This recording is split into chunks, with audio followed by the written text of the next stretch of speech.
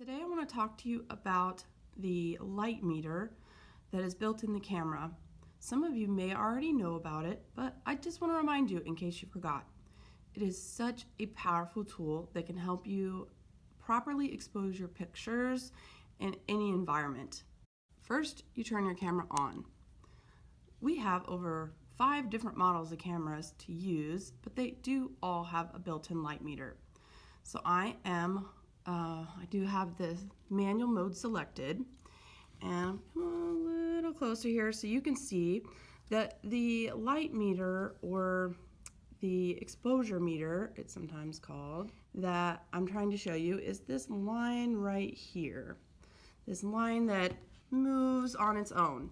What your camera is actually doing while it's on is it's reading the light that's available in the room.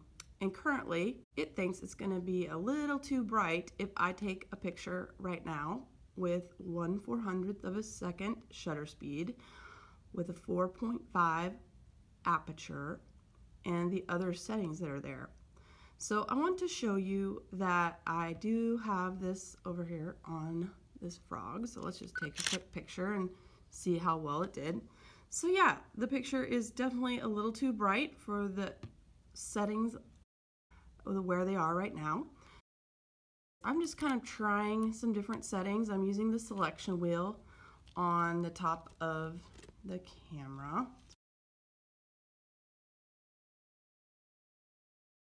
So what I'm going to do now is just try some different settings so you can see what happens.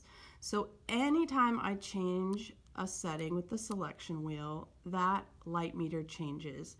And what I'm doing now is I am making the shutter speed slower and slower and slower, and the slower I make it, the brighter my picture is going to get. Sure enough, it keeps getting brighter.